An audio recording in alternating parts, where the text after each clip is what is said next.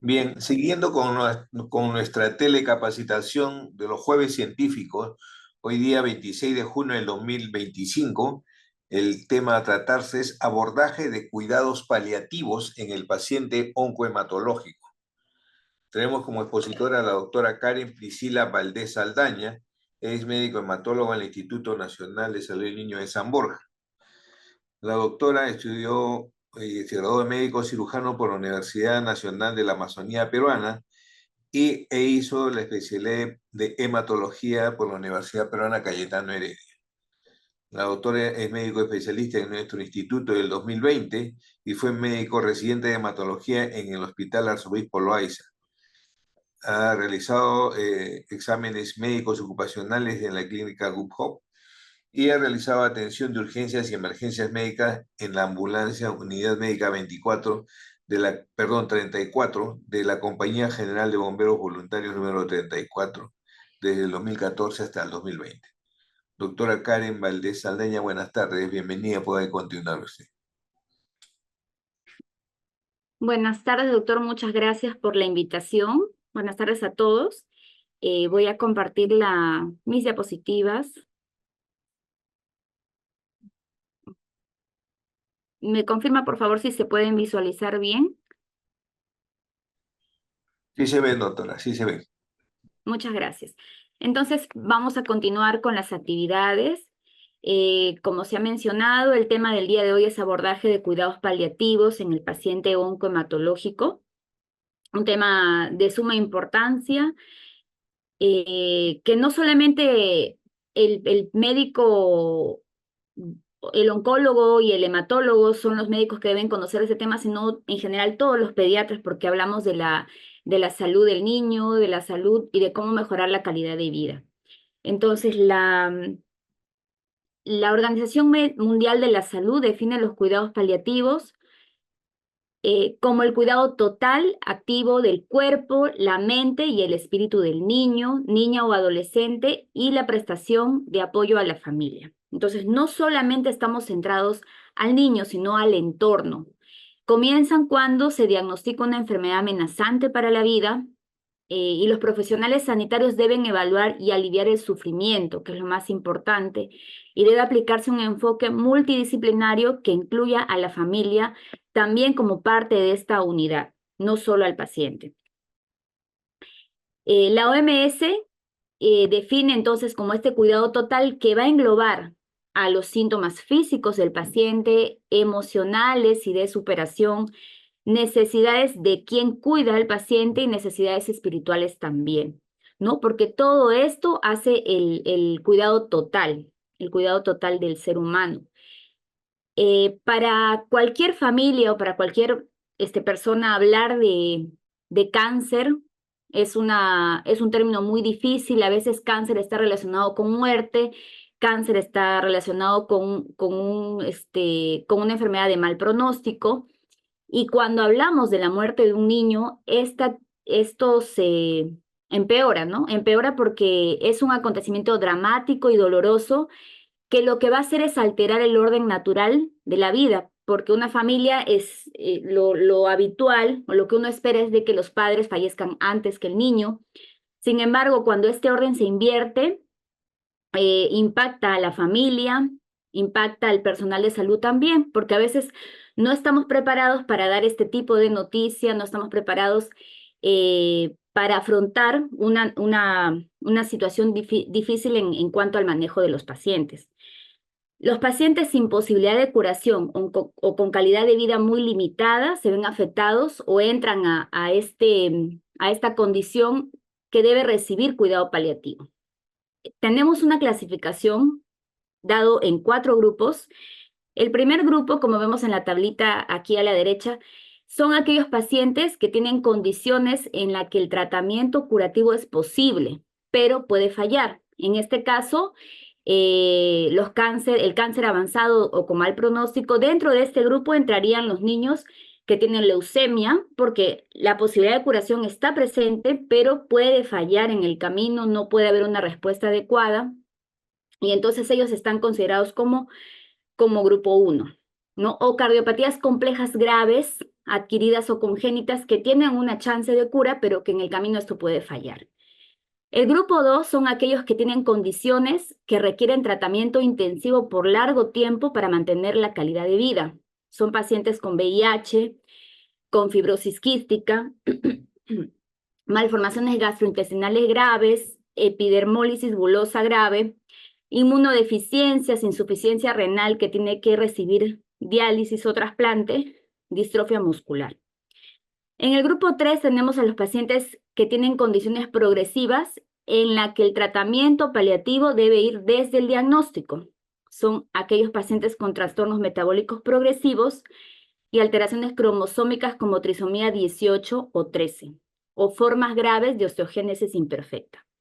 Y el grupo 4 son condiciones con discapacidad grave y no progresiva, pero que van a causar que el niño sea un paciente vulnerable. En este caso están los pacientes con parálisis cerebral infantil, prematurez extrema, secuelas neurológicas graves de neuroinfección, daño cerebral por hipoxia o anoxia y holoprosencefalia u otras malformaciones cerebrales. Entonces, este cuadrito representa los 4 grupos de condiciones en los que niños deben recibir cuidados paliativos. ¿En qué momento debo enviar a un servicio de cuidados paliativos? Entonces, como mencionábamos en el cuadro anterior, los pacientes que están tanto en el grupo 3 como en el grupo 4 son aquellos pacientes que deben ser enviados en cuanto se tenga el diagnóstico definitivo, ¿no?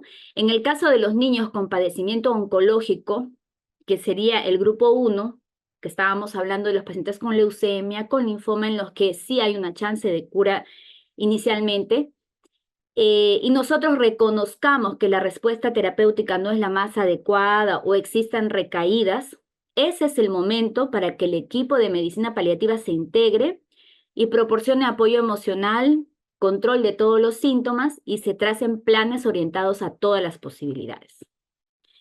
En cualquier padecimiento en el que el tratante, el médico tratante o el equipo tratante decide que se han agotado todas las posibilidades de tratamiento curativo, también debe ser enviado a un servicio de cuidados paliativos. Presento un caso clínico que va enfocado más que todo para que todos los médicos tengamos claro de que cuando un paciente tiene una condición ya de manejo paliativo, debe ser evaluado individualizadamente para dar el mejor manejo, ¿no? Lo que se evita aquí es el sufrimiento del niño, el encarnizamiento.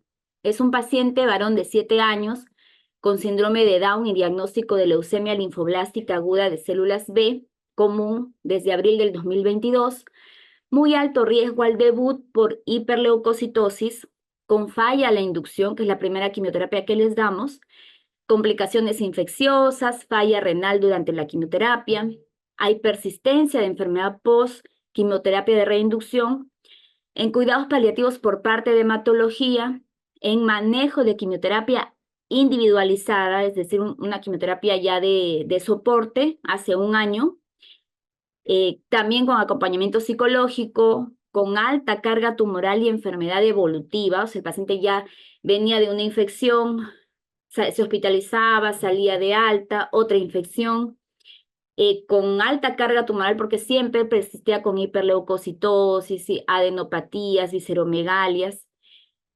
Tenía la madre el conocimiento de la situación del pequeño, pero sin embargo no se había hecho la reunión formal con la unidad de cuidados paliativos, ¿no? Por X razones. Ingresa un día el paciente por emergencia por fiebre, tos, disnea, desaturando, quejumbroso, con llanto incontrolable, crépitos bilaterales y uso de músculos accesorios. Con hemoglobina en 7.2, 11.500 leucocitos, neutropénico profundo, plaqueta 5.000 y un PCR en 250 con procalcitonina en 10.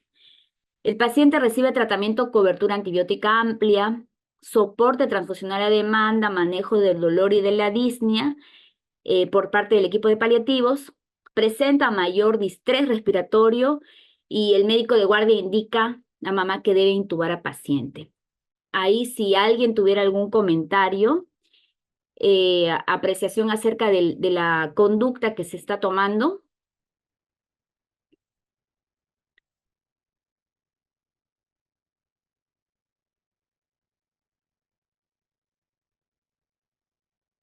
Bueno, no sé si pueden participar, pero en todo caso, aquí lo relevante en este caso es de que nosotros no debemos esperar a que haya una reunión conjunta con paliativos para tomar una decisión y darnos cuenta que el paciente es un paciente en evidente enfermedad avanzada, refractario a tratamiento, con una enfermedad evolutiva marcada, con múltiples hospitalizaciones anteriores, en el que nosotros debemos decidir no iniciar maniobras de resucitación, decidir no hacer maniobras invasivas en el paciente, porque lo que estamos haciendo no lo va a curar y no va a mejorar su calidad de vida, ¿no? Entonces, eso debe ser algo que debe primar en nosotros en el momento de tomar las decisiones.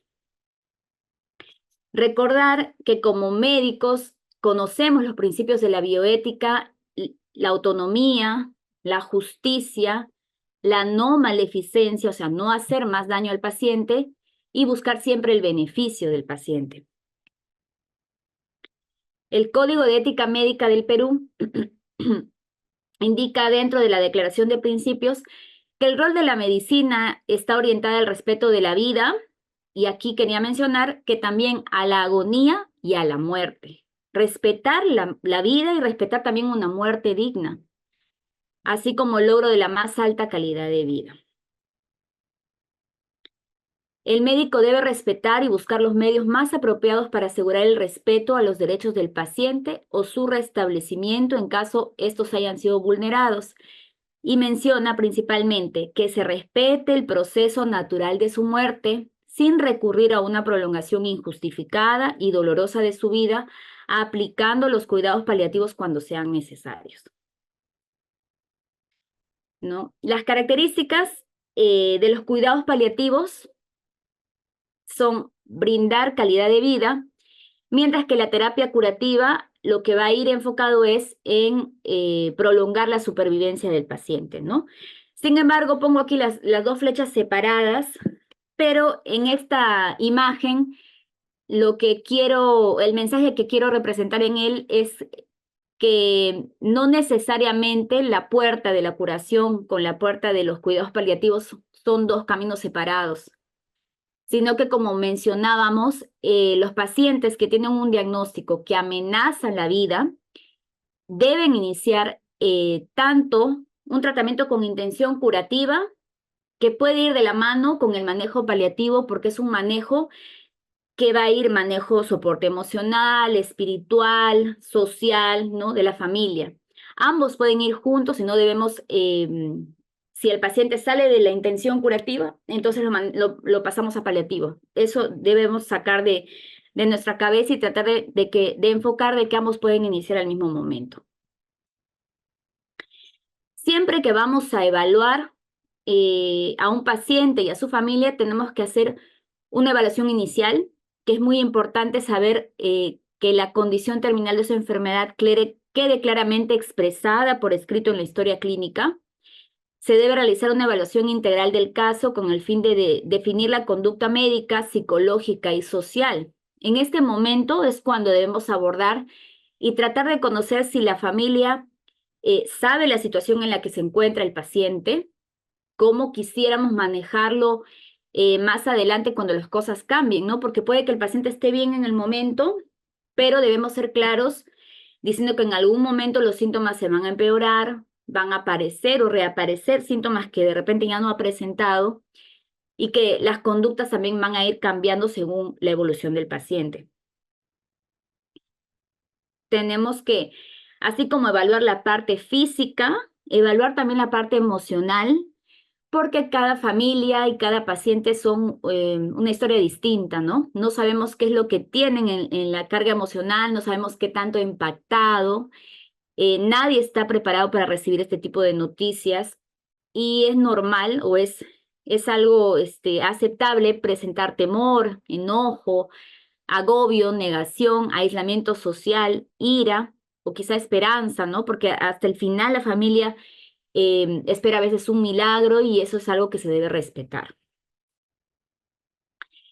No podemos hablar de esperanza de vida porque esta es una estimación imprecisa basada en el juicio clínico. Los pacientes en cuidados paliativos pueden mantenerse mucho tiempo eh, sin presentar mayor deterioro clínico y abruptamente tener alguna infección y ser algo que los puede descompensar y llevar al fallecimiento, a fallecer. Y puede cambiar también de manera impredecible de un momento a otro y esta debe ser reconsiderada a lo largo de cómo el paciente va evolucionando. Entonces, no podemos hablar de esperanza de vida y tenemos que darnos cuenta que la familia se va a enfrentar a una nueva realidad, ¿no? Entonces, ser empáticos con la familia, porque la familia quizá va a tener que venir de provincia, van a dejar sus trabajos, de repente la mamá se dedica exclusivamente al cuidado del pequeño y el papá se queda en provincia a trabajar, no tienen dónde alojarse en Lima, ¿no? El pequeño, el paciente va a dejar de ir al colegio, es algo que a los niños eso les deprime mucho, van a dejar de jugar, no van a poder hacer sus actividades habituales y van a tener necesidades especiales. Y eso debemos también, debe ser parte de nuestra atención y parte de lo que nosotros nos debemos enfocar. Siempre debemos evaluar cómo está la neoplasia como tal, ¿no? Y el estado funcional y nutricional del paciente. La condición de la neoplasia es importante, sí, o sea, no es lo mismo tener una neoplasia en remisión acompañada de otras complicaciones o comorbilidades. En este caso, el paciente puede estar en remisión de la enfermedad, pero haber quedado con una miocardiopatía dilatada, con una falla hepática grave, con un estado neurovegetativo persistente, ¿no? También puede ser el otro escenario que haya una neoplasia refractaria a tratamiento, pero está estable. O sea, nunca ha respondido al tratamiento, pero el niño está estable. Y la otra posibilidad es de que sea una neoplasia refractaria y que rápidamente los síntomas progresen y avancen, que casi siempre se va a acompañar de repercusión de otros órganos. Entonces, debemos evaluar la condición clínica del paciente en el momento. Para ello podemos usar la escala de Karnofsky, muy utilizada para saber, va de 0 a 100, ¿no? El paciente asintomático en 100 y luego tiene menor puntaje según la condición del paciente. También identificar y evaluar inicialmente los síntomas, si son síntomas que están causados por la enfermedad o por el tratamiento, ¿no? Los más comunes son la fatiga, el dolor, disnea, anorexia, náusea o vómitos, somnolencia o insomnio, tos, estreñimiento, diarrea o síntomas psicológicos también como tristeza, ansiedad, preocupación, irritabilidad. Evaluar el dolor, que es un síntoma muy frecuente. Para ello podemos utilizar la escala FLAC y se basa en la observación del estado fisiológico y conductual del niño. Nos vamos a observar cuál es la expresión facial del paciente, las piernas, si las tiene relajadas o las tiene en flexión, la actividad también del niño, ¿no? Si está normal, en movimiento constante o no se mueve, y si hay llanto y hay consuelo. Esta puntuación de FLAG también tiene una puntuación máxima de 10, que de 9 a 10, que da un dolor tanto como no puedas imaginar, ¿no? Pero el paciente que tiene sin dolor, la puntuación es 0. Esta escala nos ayuda mucho en los niños que son lactantes y preescolares porque va a estar basada en la observación del médico o del personal de salud. La escala visual análoga ya es una escala para niños que están en etapa escolar que nos pueden decir a través de una puntuación del 0 al 10 en cuánto está el dolor que ellos presentan, ¿no? Siendo 0 sin dolor y 10 el dolor severo. Y para niños que están en etapa preescolar, entre 3 y 5 años también, el número de caritas, ¿no? Podemos colocar la carita y mediante el pequeño puede señalar cuál es la expresión que él está manifestando según el dolor que presenta. Identificar también las urgencias oncológicas, el síndrome de lisis tumoral, el síndrome de vena cava o mediastino superior y el síndrome de compresión medular en hipertensión intracraniana o en una hemorragia masiva. ¿no? En muchos de los pacientes que tienen cáncer en fase terminal es frecuente que esta comorbilidad previamente identificada, ¿no? Debemos estar identificando la condición del niño en esta fase favorece el desarrollo de otra patología.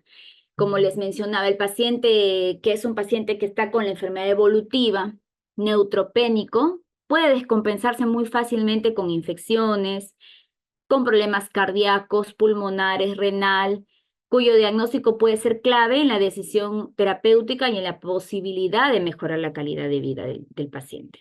Ningún síntoma debe ser minimizado. Entonces siempre hay que distinguir si la medida o el soporte que yo le voy a dar al paciente es una medida paliativa que le va a mejorar la calidad de vida al paciente o es un exceso terapéutico. Si yo veo que un paciente tiene una enfermedad que está evolutiva, refractaria, quizá no sea necesario tomarle analíticas dejando un día, ¿no? Si yo sé que el soporte transfusional del paciente es interdiario, no necesito tomar una analítica para yo darle el soporte transfusional, ¿no? Hay que priorizar de que debe primar las medidas básicas de confort, de que el paciente se sienta sin dolor, tranquilo, descanse bien. El soporte nutricional también debe ir enfocado más que todo al placer y bienestar con la comida. O sea, es una dieta complaciente. Y el manejo de síntomas más comunes, náuseas, vómitos, disnea y manejo del dolor. La sedación paliativa es una medida terapéutica muy útil en los casos en que existe un síntoma refractario, que no es controlable mediante fármacos y en donde la disminución del nivel de conciencia puede resultar ser la única terapia efectiva, ¿no? Esto debe ser bien valorado con el equipo de terapia del dolor, cuidados paliativos. Puede estar indicado en casos de dolor incontrolable o en casos de sufrimiento psicológico grave no tratable con medicamentos y psicoterapia, ¿no? Y explicar claramente a los pacientes cuál será la expectativa de vida.